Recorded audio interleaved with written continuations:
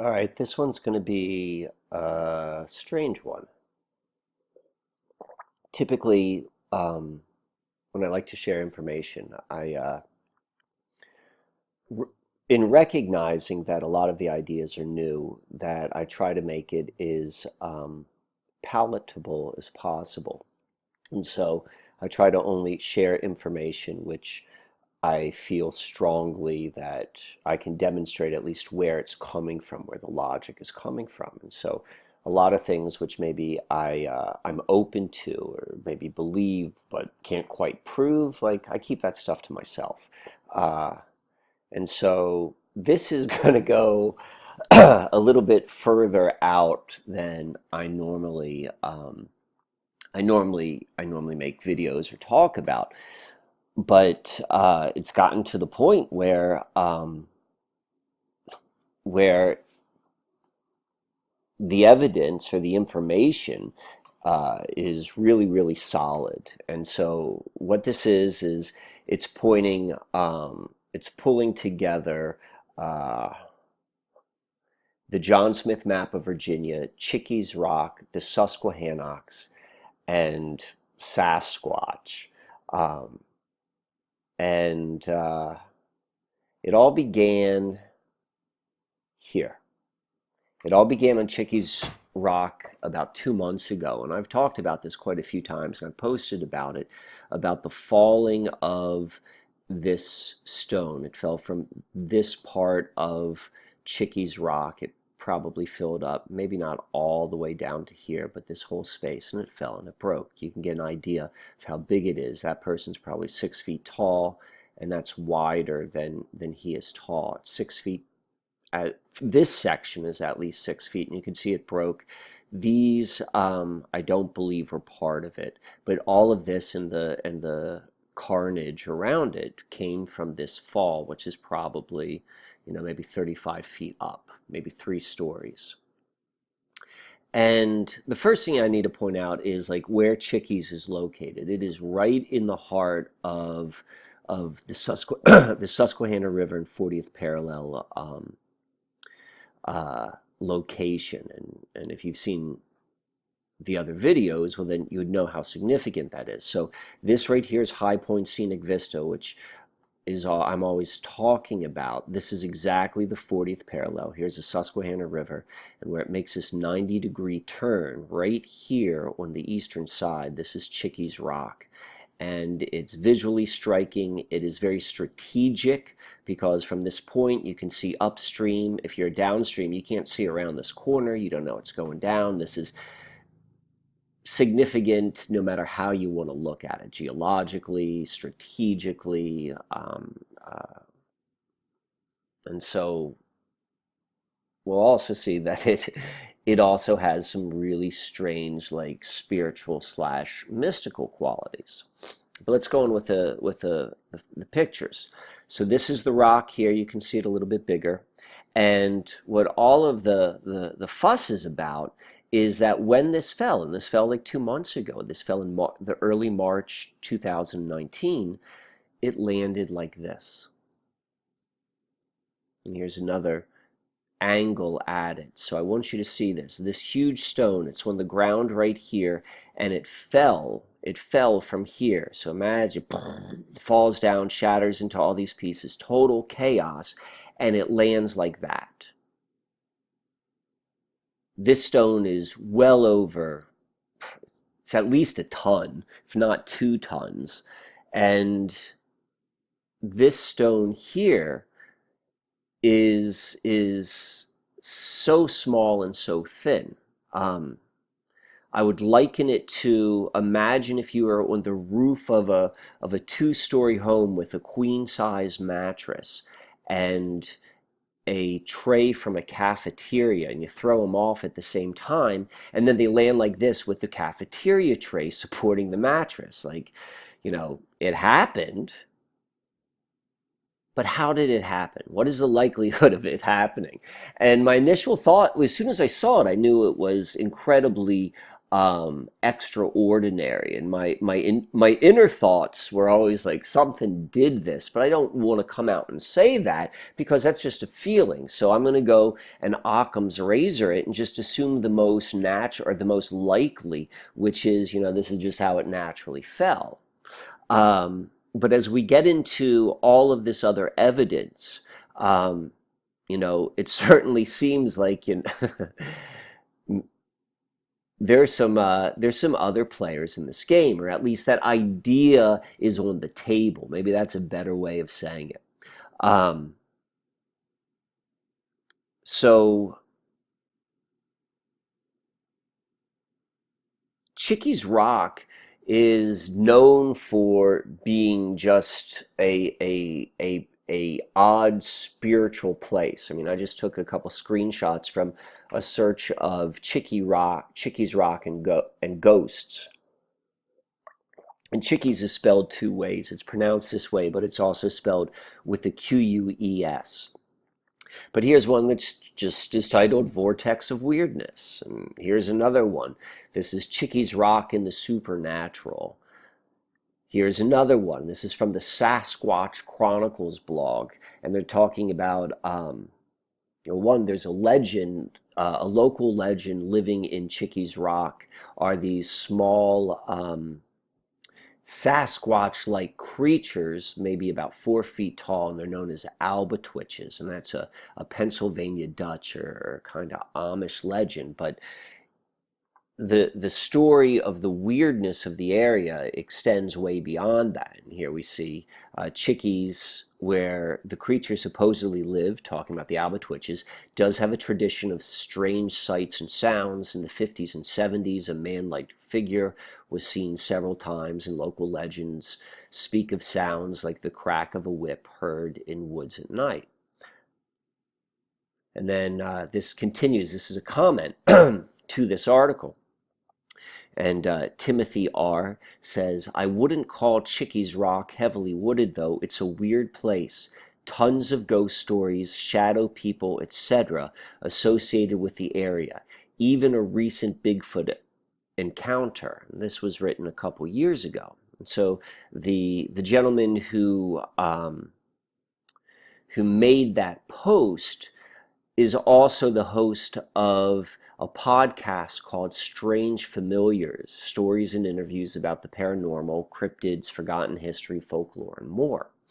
And I've met him once. I don't know him particularly well, and we've talked about me coming on a show, but I never have. I would love to go on a show and talk about this, to be quite honest. But Tim lives in the area, so he lives in this Chiques Rock general area, as do I.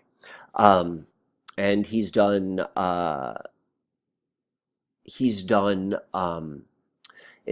episode or past episodes about this flannel man, this character who many people, not just locally but across, I think even I heard across the the globe, like people have seen this character of this large man with the red shirt and the eyes. I don't know what color hair it is, but Tim, who's written a couple books, is referring to it as astral Sasquatch, which manifests in different sort of manifestations. And this lumberjack being one of them. And so the reason I'm sharing this is just kind of to loosen up thoughts. Like, I don't know, this is all new to me. Sasquatch really isn't like my hot button. But this is where things are kind of pointing, and so I follow the clues. So now let's go bring this back to the John Smith map of Virginia, and I'm beginning to recognize that, and it only makes sense, that there's so much information which is encoded into this. I mean, I've talked about this in past videos, specifically as it relates to the 40th parallel and the Susquehanna River. And I've talked a lot about the Susquehanna, and I've talked a little bit about this image here. But my guess is there's a whole bunch of information. And so just a real quick pedigree of this map. It's accredited to John Smith, who was the founder or the first president of Jamestown Colony. Maybe he wasn't the first president. I think he was the second president. He was a leader. He was the leader of the Jamestown Colony. And his story reads just like mythology. But Jamestown was the first colony in the British Empire. This is where it began, and then this also became the British colony, so we can also say this is where the United States began, right here. And the funding to pay for John Smith and all the other guys who came over came from a company called the Virginia Company of London. And the sitting on the chair on the board of directors or the executive council was Francis Bacon. And Francis Bacon is the guy behind it all. And he played a very significant role in modern Freemasonry in terms of setting up the structure, and he also played a very significant role within the Rosicrucian movement. In fact, he is estimated to have been the Grand Master. And so within Rosicrucian technique or modus operandi, it would be very, very common, and this happened many times with works that came through Francis Bacon. They were accredited to other individuals, and often within those works that are accredited to those individuals, there are hidden messages. And I'm suggesting this is just one in that continuation. Probably the best known example is Francis Bacon as the true author of the works of Shakespeare. But we want to focus in here on this character, and arguably it is the most significant. What's being communicated is like, this is the most significant thing. This is where you want to pay attention. And the reason I say that is because it's the most visually striking. Arguably, this is about the Chesapeake Bay. That's what this is. Here's the Chesapeake Bay. North is to the right as opposed to the top. But this is dark. You can't really, there's so much detail, you really can't make this out. And this image here is significant as well. I would say all of this is significant. Everything is significant. But this one here is the most visually dominant. You can see it most clearly. It's largest. This is what is, you know, the probably the primary messages lie within this character. And today we're going to focus we're focused upon what is written at the foot of this character, this Susquehanna warrior. And it says, "The Susquehannas are a giant-like people and thus attired." You can see it. I spelled it out exactly as it's written up here. And one of the common techniques within the steganography practiced by Bacon and the Rosicrucians and the likes is that when there would be words and they're split up like this, they're codes, and this is to give you information. And so what code it would be would vary. I mean, the letters themselves could be codes, how they're split up, all sorts of different things. So my guess is there is a lot of information in here, and I'm just going to focus upon what speaks to me. And, well, actually, this is what speaks to most people. It's the fact that it says giant-like, you know. Is he saying that these are giants? And it's interesting because it's not, they are a giant, they're giant-like. And so I just want to point out right here that there is a connection between the Susquehanna warrior. And in a previous video, I talked about the Susquehanna as a goddess, and that was about the river. And now I think we're talking a little bit more about the Susquehanna warrior as like a being, a physical being, probably more of the yang expression. And you have to be both flexible with your thought in terms of, you know, does it mean a river? Is this that? It can mean all of these things. But then when you zero in on the interpretation, that's when you get really focused, and you get high a lack of flexibility. You know, you want to be specific. So I want to point in right here, or connect right here, the word Nephilim. and Nephilim being the giants of the Bible who are often linked to the fallen angels. And if you're familiar with the book of Enoch and Genesis, that's where most of references to the Nephilim come from. The book of Enoch is not in the Bible. And the Nephilim, there are a couple different definitions, but they're often associated with giants and spiritual beings, either direct spiritual beings, watchers, or the offspring of spiritual beings and human women. But we also see that this warrior is dressed in Freemasonic attire. So we know that this is a picture of George Washington in Freemasonic attire.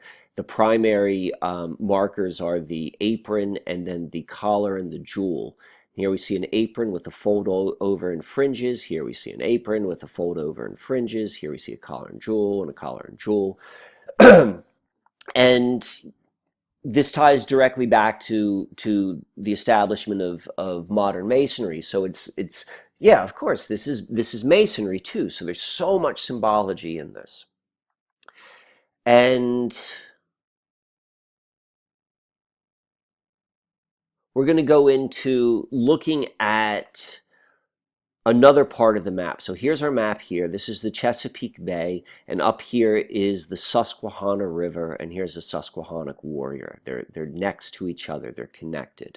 And this is a blow up of where the bay here transitions into the river. You can see it says Susquehanna Flew right there. That's the Susquehanna River. And I circled this area. We can identify where this is looking at a modern map. So we see there is a tributary coming in right here, and then you go further up and then you see a bigger one. And this is what the Susquehanna looks like. This is the large tributary where the west branch and the north branch meet. And then we have this other tributary right here. This is the confluence, and this is where the confluence of this tributary. And this is the Juniata River. I think I'm pronouncing that right. We could look on a modern map. Here's that river, the Juniata, and it's coming into the Susquehanna right here. This here is the Susquehanna. It's not labeled, and this is the Juniata. And then to the right of it is the Fort Indiantown Gap. And so we come back here, and we see to the right of the Juniata it's labeled Susquehanna, and there's a longhouse. And throughout this map, it's all of the different tribes are labeled, and different houses are given to them, and they're these X's. And on one level, that was probably accurate, but I'm also suggesting that there are deeper levels of information being communicated. And we know that the Susquehanna warrior is very, very significant because of its prominence in the map. And so when we see the one location where their living quarters is labeled, we can go and say that's significant. I'm also going to suggest this X here is High Point. It's pointing out High Point.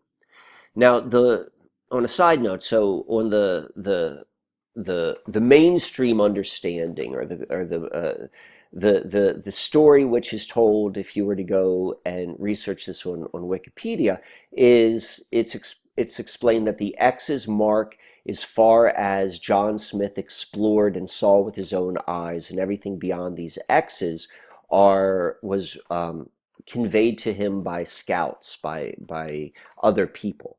And supposedly where each one of these X's are placed into that soil was a large cross, which probably had the King of England's seal on it or something like that. But none of those artifacts have ever been found, and I think there's like 50 of them on this map. So maybe those X's on the map mean something else. But anyway, so we see here that the Susquehannocks are located here to the right on the eastern side, a little bit north of this confluence. And so we want to take this literally, but maybe not, too literally. And we see in real life, we see Fort Indiantown Gap. We see a whole bunch of stuff, but Fort Indiantown Gap is really what is calling what called my attention. And so Fort Indiantown Gap is it's a U.S. Army post, and it goes back, or it was established in 1755, and what happened was the military basically took over where the Susquehannocks they've been cultivating that land. So it confirms, like, yeah, this is the location of what this is talking about, because yes, they live there. And so if you can just get an idea of what the gap is, if this is Pennsylvania, we're looking at it from satellite, and you can see these lines going across. These are mountain ranges. And so if you were living here, and this was a very, very populated area prior to the colonization, with, like, these great, well-established cultures. And they had, more or less highways and to the sacred areas. And one of the most important was the confluence right here of these rivers. And so people would live here and they would want to go up that way. And you could see you got to cross over these mountains, but there are these gaps. You see this gap, it goes down right here. So if you can come up, you don't have to go up and over, you go through. And so that kind of sets the path. And this was a significant location to many of the peoples there, primarily the Susquehannocks. And in 1755, the military took it over, and there's a long tradition of the military, of Catholic churches, of Walmarts being built upon the sacred sites of the people who lived prior to the the invasion, I suppose you could call it. So, okay, remember, we said that Fort Indiantown Gap is in Lebanon County, Pennsylvania. And this is interesting. Because all of the other counties in the area are English in their name, but this is named Lebanon. And Lebanon's interesting because in Lebanon is where we find the city Tyre. And Tyre is an ancient Phoenician city. It was the dominant city in the Phoenician Empire. It's historically and biblically significant, and it is also plays a key role in the mythology within Freemasonry. In Freemasonry, the central character of an allegory presented to all candidates during the third degree is deals with Hiram Abiff. And Hiram Abiff was the architect that built King Solomon's temple, and he was the best architect of the land of Tyre. And he was sent by Hiram, the king of Tyre. So now we've got two Hirams from Tyre to go and design and oversee the building of King Solomon's temple, which is what all Masonic lodges are metaphorical representations of. So now let's go back to our coded message. And remember, it says, the Susquehannas are giant-like people and thus attired. And if you think about that on a very, very literal sense, if you want to take that as the most literal meaning, there's no sort of secret messages being passed on, what it's going to say is the Susquehannas are giant-like people, so they're very big, and thus attired, they dress like big people. Why would you say that? It doesn't make any sense. This map is all about conveying information. So it would say, if it were to be looked at on the up and up, if you will, it would not say this kind of ridiculousness. And what it's saying is it's connecting a Masonically dressed individual with the word Tyre.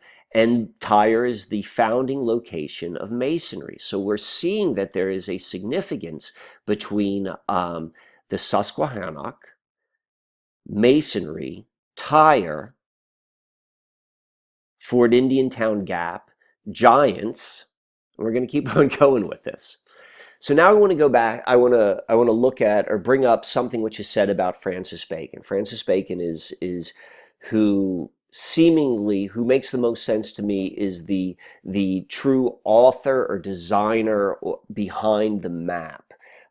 John Smith returned to England in 1611, and I think the map was published in 1612, and he most likely he gave his drawings, his sketches to Bacon, and then a year and a half later is when the map was released, and embedded within it is all sorts of information. The same thing happened with Bacon when he was the final editor of the King James Bible. He received all of the different versions, all the different chapters from the different editors, and then he compiled it and he put his touches on it.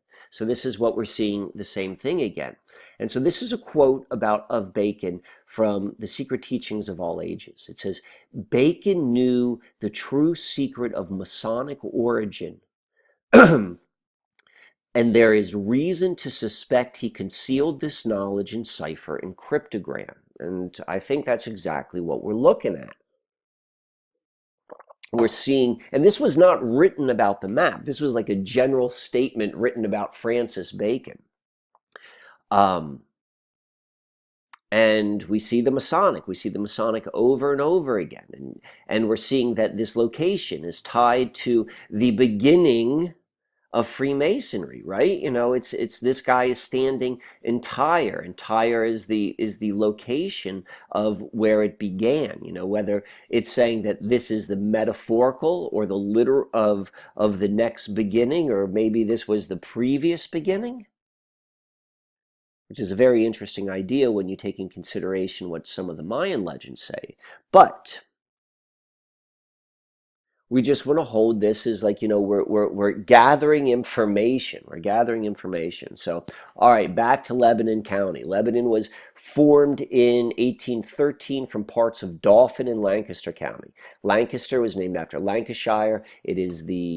Maybe it is Lancaster. I don't know. They may be two different. But it is the Red Rose City. It resonates directly with the city in a very significant city within England. Then Dauphin is named after the son of the last king of France. And now we got Lebanon. And Lebanon is resonating. They're resonating the land with certain places, certain energies, certain histories. And this is resonating with that. With Lebanon, with Tyre. Okay. So it says, Palatine Germans from New York were the first large group, first arriving in 1732. Conrad Weiser became their leader. Who's Conrad Weiser? This is from something else. And so here we see it's talking about the Ephrata Cloister. And so I recommend seeing Mystic Lancaster Part 1, because that talks all about the Rosicrucians coming to this area and building their first permanent location. That's what Ephrata Cloister was. But here we're seeing in information about the cloister, it says some of the other Rosicrucian members, talking about the cloister members, including Conrad Weiser. So Lebanon County, the first real large group that was established there, was led by a Rosicrucian. So the Rosicrucians are coming to this area. And they're coming to Lebanon. Maybe not exactly Fort Indian Town Gap, but in that county. All right. So let's switch gears a little bit. Now this is a little bit more on the synchro-mystic, mystical level, but we're looking at all the different levels, and that's really where at least my interest always lies, is the deeper levels. I think that everything we just talked about are clues to something deeper. And these coincidences, I think, are the strongest resonators. So there was an infamous 19th century murder in Fort Indian Town Gap, ding, ding, ding, ding, that's our town we're talking about, resulting in the trial of 6 defendants who all had blue eyes. They became known as the Blue-Eyed Six, given the moniker by a newspaper reporter who was attending the trial. Their murder trial, held in a courthouse in Lebanon, received worldwide publicity. So that just has 3 words, says worldwide publicity. But if you do a little bit of research, like this was a huge story, like which was picked up like in whatever the international news circuitry of the time, whether that was, whatever that version of the AP, this story was picked up and all eyes and concentration were kind of like following this crazy story of the Blue-Eyed Six. And so then this inspired Arthur Conan Doyle. So this is the guy who wrote all of the Sherlock Holmes books while he was writing The Red-Headed League. And so what we're seeing right now is a resonance which is happening on a strong level because it's like worldwide level, and Arthur Conan Doyle had an influence on a wide scale. And it connects this idea of blue-eyed, we've got red-headed, and we've got Lebanon, PA, and we've got them all connected. We just want to hold it at that level right now. Here we see one other thing about Conan Doyle. So there was a movie out recently about Harry Houdini, and there was a character who was very, very interested in mysticism in that movie and followed him around and thought that Houdini contained special powers. And that was based upon Conan Doyle. We'll get into that in a moment, but here's a screenshot from the book, and it says, on the account of the bequest of the late Ezekiah Hopkins of Lebanon, PA. So it's called out by name in this book. And going into, as I said before, Conan Doyle was a very mystical guy, and he was interested in spiritualism and theosophy. And that's a big one because we keep on running into theosophy along this river. Or at least individuals very connected with the Theosophical Society, and then also many things that are significant symbols to within the Theosophical perspective. We also know that that Doyle was a Freemason, and it looks like he probably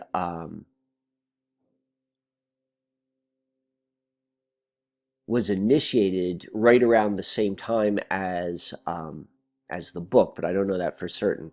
Or as the book was written. And so now, we're bringing up red hair, we brought up blue eyes, and we talked about Nephilim and giants before, and that is if you're familiar with these kind of topics, like these red-haired giants that are connected to the Nephilim, like, albeit like kind of like a fringe type of area of knowledge or research, it exists. And so now we're seeing these same sort of symbols showing themselves on like the deeper level of the structure of reality. I also found this interesting. The culprit in the Sherlock Holmes story of the Red-Headed League, his name was Spaulding. And if you've seen the video of the significance between the Susquehanna River and the Baseball Hall of Fame, which is located at the source of the river, the person responsible for that happening was Albert Spaulding. And who was Albert Spaulding? But he was a prominent member of the Theosophical Society. Maybe this is wink, wink, nod, nod. Maybe it's just all coincidence, but it's existing. So let's keep on going on. Now here's an article I found. It's done a little bit tongue-in-cheek, but just the fact that it's being suggested captured my attention. This is from Ohio University, and it's Sasquatch DNA, a red-haired sister to humans. So again, now we're linking red hair again to Sasquatch. And I'm not even mentioning the fact that Sasquatch and Susquehanna even sound alike, but that should be evident. So now we're going to go into another level. So the Fort Indian Town Gap, you do a search on like UFOs. It's not, let's say a hotbed of UFO activity. It's not known like, what is it? Is it the ECETI Ranch in Oregon. That's like you go there to see all of the UFOs. I don't think this area has that reputation, but it certainly has a considerable amount of sightings over the years. And there seems to be a correlation between UFOs, Bigfoot, and particularly this idea of Bigfoot being some sort of interdimensional alien, like not necessarily like a humanoid, like three-dimensional creature, but something of which is able to go in and out of our reality. Now, I'm not saying that's the truth. I'm just saying these are the ideas that are out there. And I'm looking at the evidence which is presenting itself, and I'm like, is this what we're witnessing? So that is the perspective I'm coming from. And so I want to go back to this quote. Francis Bacon knew the true Masonic origin, and there's reason to suspect he concealed this knowledge in cipher and cryptogram. So it said that he knew it. This is written in, I want to say, 1928 when this came out. This book is filled with all of this Masonic information. The author, Manly P. Hall himself, was a commemorative 33-degree Mason. He's not saying that Francis Bacon told everyone the true secret of Masonic origin. He's just saying he knew it. So if you take this as Hall wrote it, he's saying, like, what is being presented as the secret of Masonic origin? No, that's not the true secret. There's a true secret. And we think that Bacon knew it, and he's hiding it, Is this the true secret? I don't know. But, we're investigating. We're open to all possibilities. So now let's go and do a little bit of linking to Masonry and the Nephilim and the giants. So Tubal Cain is a significant character or two words. I'm just going to call them words because I'm not certain what they represent. I'm not a Mason. But one thing it's used for is it's a secret password for one of their rituals. And this symbol of two balls and a cane, it's been linked to the Facebook logo, and it's been linked to John D and his 007, this two-ball cane. So this is a name from the Bible, but then it's also being represented literally like two balls and a cane, and that also could be a symbol of the glasses which upper class society in Victorian and Elizabethan times would hold up to see something up close. But it's incredibly phallic as well. So everything has multiple meanings. So who is Tubal Cain? Tubal Cain, son, and I believe he's like the 7th generation son of Cain, from Cain and Abel. So Cain was the bad one. And so this is 7 generations later. And he was the son of Zillah, exceeding all other men in strength and excelled in martial arts, foreshadowing the characteristics of the Nephilim. So they're linking. Tubal Cain is connected to the same characteristics as the Nephilim, the giants, the whatever they may be. Josephus noted Tubal Cain as procuring the pleasures of the body through his natural attributes, again foreshadowing another characteristic of the Nephilim. So we're tying in Nephilim to Tubal Cain. No doubt Tubal Cain also inherited and embellished all the sins and corruptions of his forefather Cain, as witnessed by his name. Josephus then credits Tubal Cain with inventing the art of manufacturing brass. Nelson's Bible Dictionary defines Cain as meaning a metal worker, thereby attributing Tubal to being the first name and Cain denoting his expertise.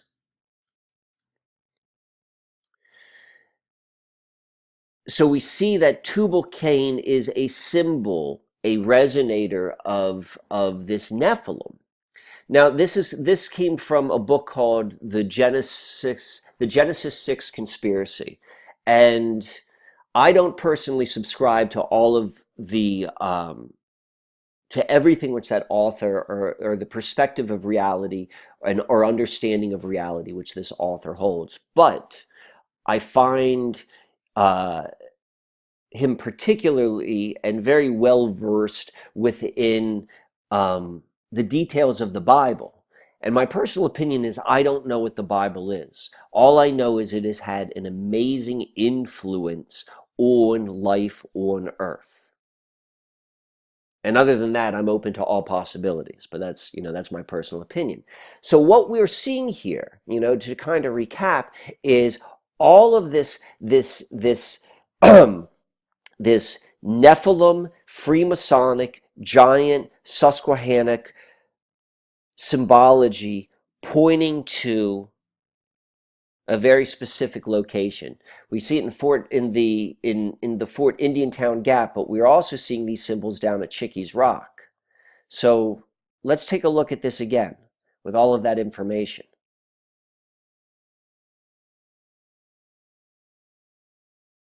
This is the rock. Look how thin it is right there. Probably its widest point is about 3 inches versus the stone it's supporting, which is probably at its widest point 15 to 18 inches thick. Look how these stones are stacked behind it. They're supporting it.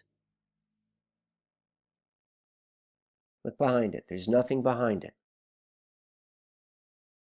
Did it fall and land like this? How did this not shatter? Look how thin that is. Look how big this stone is. Did humans lift that? Where would they put the jacks right there? Why would that make any sense? How would they do that? I don't know what's happening, but right now I'm open to a lot of different possibilities. And so I want to conclude this with an email. So as I indicated, the Sasquatch stuff is kind of new to me.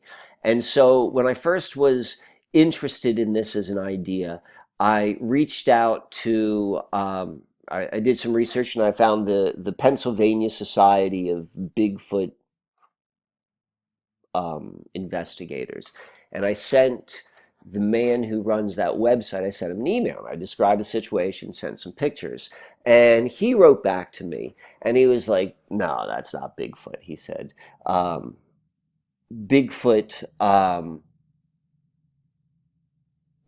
normally uses smaller stones. And he said, I've never heard of large boulders being used. Not sure why they would use one that big to mark something. Why would they waste that that energy lifting 1,000 pounds when they could easily mark a spot with smaller stones? And a couple things. Like I'm open to the idea of Bigfoot being maybe a little bit more, if Bigfoot exists, maybe having like a little bit more power than just being like a humanoid in a physical body, like maybe access to,